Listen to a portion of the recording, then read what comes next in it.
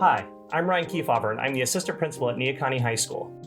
We are located in Rockaway Beach, about 30 minutes north of Tillamook on the Oregon coast. We have around 250 students who attend our school. Today, we're going to tell you a story about how, when you give students a chance to lead at their school, they establish a greater sense of belonging and engage more directly in the culture of the building and can contribute to the vision and mission of the school. We would like to thank you for taking the time to listen to our story today and hope that you can glean a little insight into the great work our staff and students are doing to support one another. We hope that you can take something back with you after listening, whether it's an opportunity to create something at your location, some inspiration to make a difference, or to even bring back a memory of someone that impacted you positively during your journey. Now, Daniel, a junior at Neah-Kah-Nie High School, will read The Make or Break Year: What Happens When Schools Rethink Ninth Grade.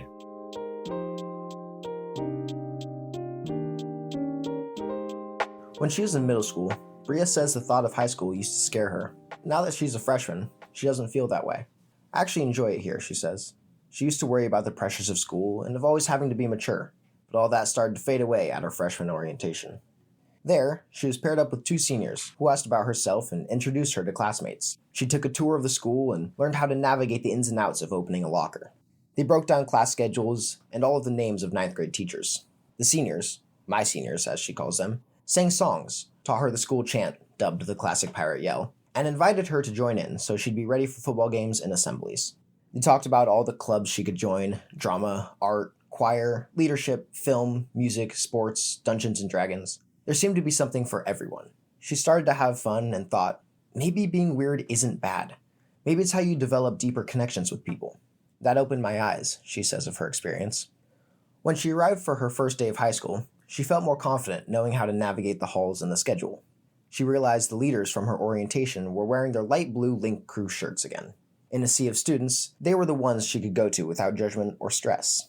You might expect me to go to a teacher, Bria says, but the seniors just get it. It's really nice to hear from someone who has the same experience as you. This year, she's hoping to land her first job and start saving for a car. Looking back on her transition from middle school to high school, Bria says she feels like a different person. But it's not just her. At this coastal high school in Rockaway Beach, change is afoot.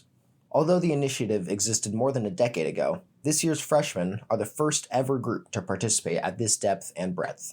Research shows students are especially vulnerable during the switch from middle school to high school, but there are research-backed ways to help them navigate this tenuous period of their lives. One of the most effective is a program called Link Crew, which connects freshmen with upperclassmen at various points during that first year of high school. Margaret Whiting, the school counselor who also co-leads ninth grade success efforts at Neah-Kah-Nie High School, has been thinking about launching Link Crew for many years. She got the backing she needed from the school's administrators and set to work launching the program last spring. Families were hungry for a change at the school, including more support for freshmen. Her first stop was a trip to Tigard High School to see how another Oregon school was already implementing it. Tigard has been successfully running Link Crew for a number of years, but started making waves when they switched the program from a club to a class, and then from a teacher-led initiative to a student-led one. At Tigard, Margaret met some of the 75 Link Crew leaders and heard about the projects she and her team would later adopt: freshman orientation, club rush, tailgates, and student tutoring. Some of Tigard's upcoming events included an end-of-year field day and a study lunch club. The class even had a social media marketing team to help get the word out about events. She was awed by how many of the students loved the projects and by how the freshmen seemed to be responding to it. The trip was one of 20 hosted by Northwest Regional Education Service District's 9th Grade Success Network last year. Her next step was assembling a team of educators to recruit students. The junior and senior classes have more than 100 students between them, so she had plenty of students to choose from. But she says the team shied away from the usual suspects, like student body officers. We want to grow student leaders, she says. She looked for students with potential who weren't already involved in the student council and personally invited them to apply. One of those students was Daniel, a junior who grew up in Rockaway Beach. His parents worked for many years at Twin Rocks, a local retreat center, so he was familiar with camp work and wanted to bring a camp counselor feel to the role. He said he jumped at the opportunity to apply when Margaret presented it. The motto of the nationwide Link Crew program is to play more and say less, so singing and dancing are a big part of the experience. He learned that building trust starts with being vulnerable, so he wanted to model that to the students. Freshmen now fondly remember him as the one who led the Moose song, which tells the lyrical tale of a moose named Fred who likes to drink a lot of juice and even gets some in his hair. He was really proud when one especially soft-spoken student in his small group started speaking in full sentences. I hadn't ever heard them speak 1 or 2 words, Daniel says. It was really cool to see how open they were to sharing. He says he's really appreciative of the culture shift he's had a hand in shaping this year. Although he enjoyed his freshman year and made a lot of friends on various sports teams, he says upperclassmen didn't interact with the freshmen like they do now. Teachers and students have told him school feels different this year. He feels it too. He now views school not only as a place to learn and grow academically, but also as a place to learn how to be a friend to other people. Despite all of the work it required, it did require a hefty load of planning, project managing, and mentoring. Margaret says it's well worth it. Plus, she has the benefit of experience on her side and a bevy of templates to pull from now.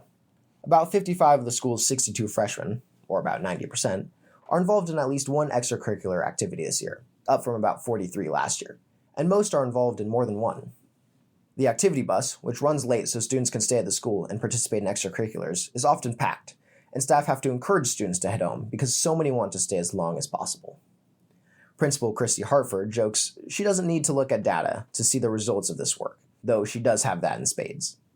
Major behavioral referrals stand at just 5 this year, and only one of those involves a freshman. More students are coming to school regularly and arriving on time. So far, every freshman is on track to graduate in 4 years. Although it's too early to tie any assessment data like graduation rates or freshman on-track rates, the indicator that measures how many students have at least a quarter of the credits they need to graduate by the end of freshman year, to this work, the school has been steadily rising on-track and graduation rates since the COVID-19 pandemic subsided. The graduation rate was 85% last year, up from 78% during the throes of the pandemic, but still not back to the pre-pandemic level of 90%. Notably, historically underserved students, like those who are Black, Latino, or mixed race, or experiencing poverty or disabilities, are graduating at much higher rates than years past. Last year, 93% of underserved students graduated compared to 73% in 2017, a 20-point jump. Looking back on her efforts, Margaret says this initiative is all about building people up, whether that's through leadership or connection. Christy agrees. Starting with the students for this particular project and others is the right approach, she says. She has seen firsthand that when you give a student the chance to lead, especially one who wouldn't necessarily run toward an opportunity like that, it changes them. Last year, when a student was caught vaping, Christy took a different approach than she might have in past years. Instead of suspending the student, she invited her to present to her health class alongside the school's student health team. The student talked about what she learned and why vaping isn't the right choice. You could have heard a pin drop in that classroom, she says of her presentation about how she got caught and how she worked toward quitting. Her mom later shared that marked the first time her daughter felt she made a positive impact at school. Ryan Hamilton, a professional learning coach who co-leads 9th Grade Success Network, helped facilitate the trip to Taggart High School last year. He also helps educators rethink their culture and climate, set up systems to regularly track student progress, and meaningfully support students who are falling behind. He describes Neah-Kah-Nie's story as part of a larger movement in education, one that is moving away from punitive policies that push students out and toward practices that welcome students in and support learning through reflection and growth. The characteristics of rebelliousness are the same as the characteristics of leadership, Ryan says. He appreciates how Margaret and Christy think critically about how to give students the chance to lead. Feeling like you had an impact at your school can change your life, he says. That resonates for Bria. She's already looking forward to leading freshmen at her school when she's an upperclassman. For her, leadership is about creating the right conditions for people to grow. Leadership isn't just about controlling a whole group of people, she says. It's about letting other people have opinions and feel safe around you.